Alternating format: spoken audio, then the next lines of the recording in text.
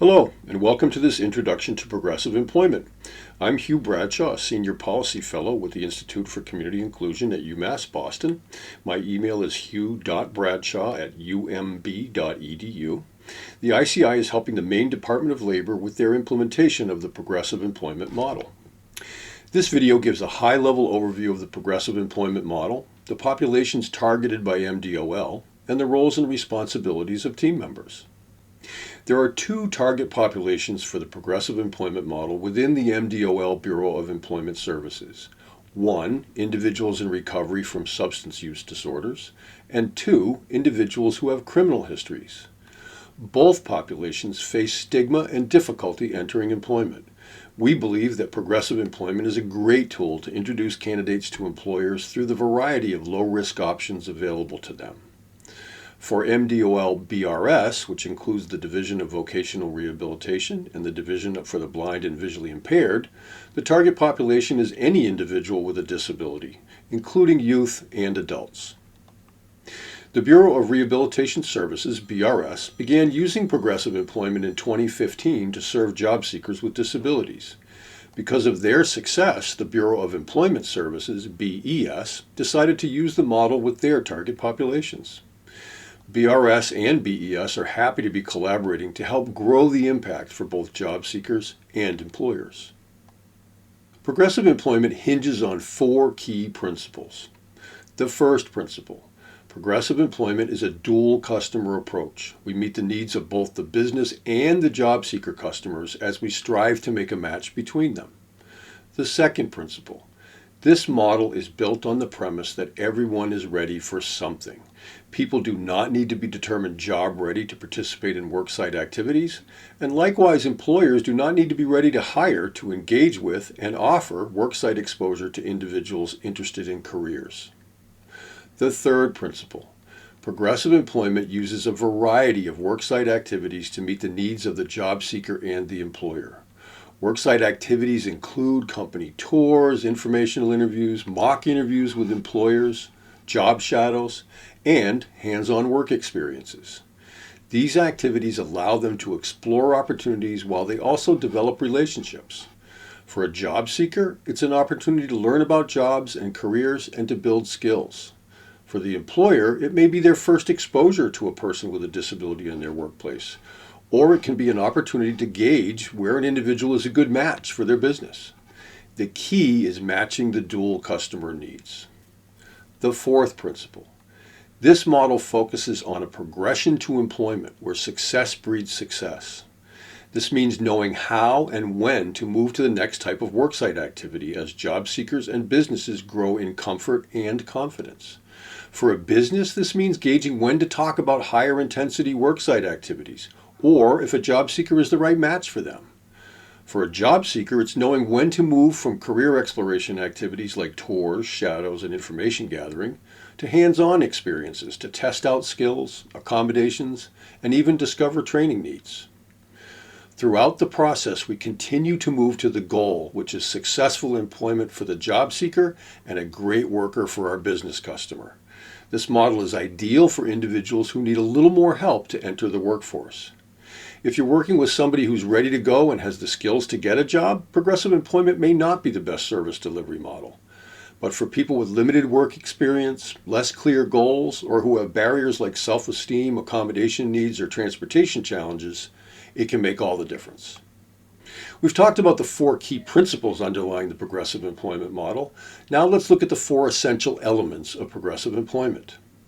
The first element is services to job seekers with barriers to employment. This means rapidly engaging the job seeker in opportunities for worksite activities in real workplaces. It includes providing supports to help the person have successful experiences to learn about jobs and careers.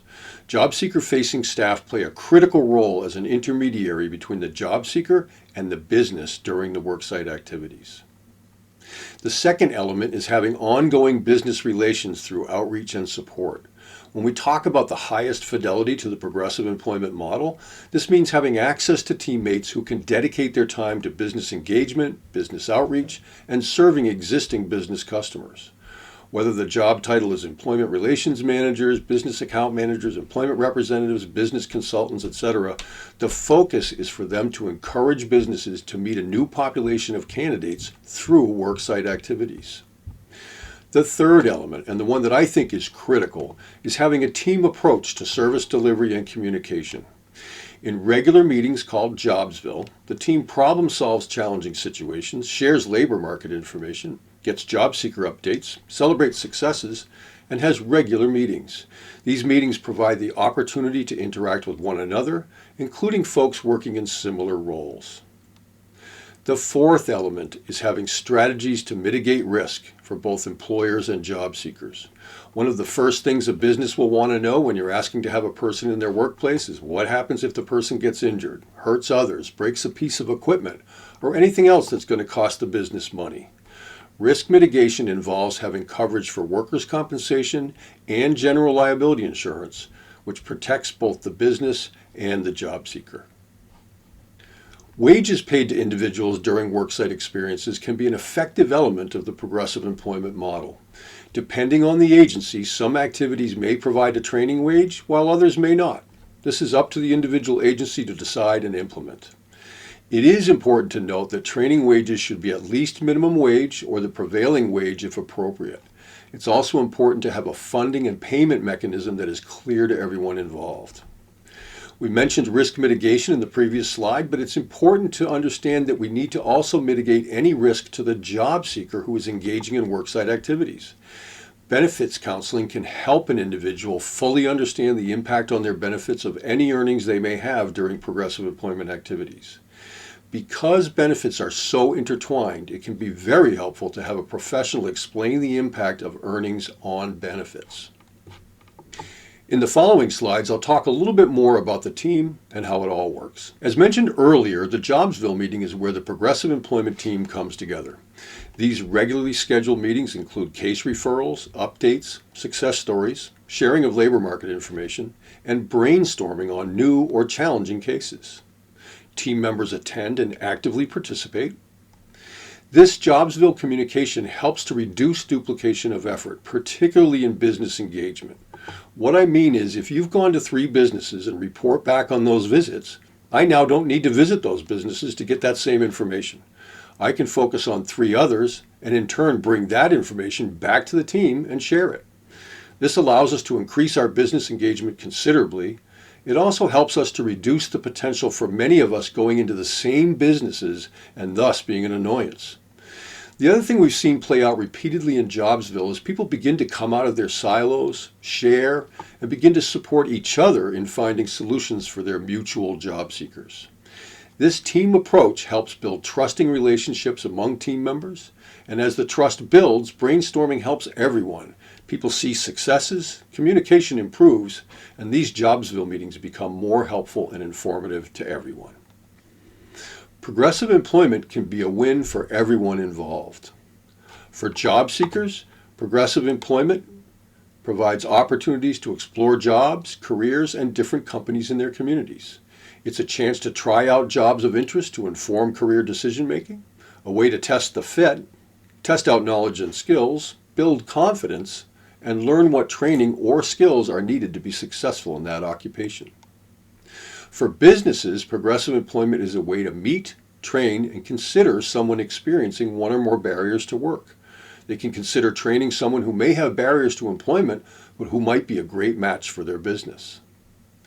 It also offers a partnership with an agency that can provide the safety net if any challenges occur. The business knows we are just a phone call away. For agency staff and their partners, progressive employment is a way to engage job seekers rapidly in business settings. It's a chance to see how a person functions in specific settings. It's a way to explore options for individuals with barriers who are challenging to place directly into employment. As a job developer, I love that the model provides a variety of low-risk offerings to engage business.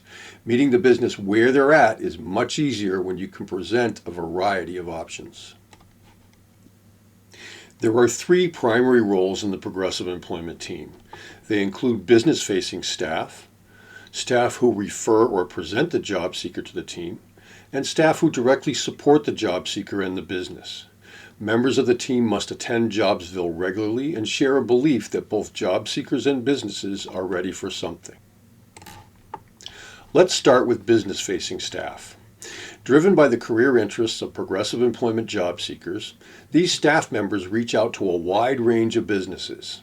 Business-facing staff also survey the community for potential employer partners, so when a new job seeker is presented or lacks clear direction, they have actionable suggestions for matches in the community. Information on new businesses encountered and any opportunities discovered is shared with the entire team in Jobsville. Next are staff who refer or present the job seeker to the team. These staff introduce cases for discussion, indicating if the person needs general career exploration or a chance to test out skills through a hands-on work experience. Ideally, information related to past work history, skills, aptitude, interests, educational level, and other relevant information is shared with the team to better prepare for initial activities and career direction. And finally, staff who support both the job seeker and the business. These staff interact regularly with the job seeker and the business as worksite activities are explored, initiated, and concluded. They facilitate communication between the job seeker and businesses, getting input from both on how the experience is going. They are there to support the job seeker and the business, identify solutions to challenges, and help both the individual and the business progress in the relationship. These staff also provide updates in Jobsville on progress to date, next steps, challenges, etc. Some team members may play multiple roles, whereas others may have very specific roles on the team. The one commonality is that the entire team shares that common belief that all progressive employment job seekers and employers are ready for some kind of worksite activity. Whether you will be attending your first Jobsville meeting or you are a community partner interested in collaboration, I hope this overview has been helpful and has given you a better understanding of progressive employment. After viewing this, if you have any questions or need further information, please email the MDOL Progressive Employment team at progressiveemployment.mdol@maine.gov. Thanks so much.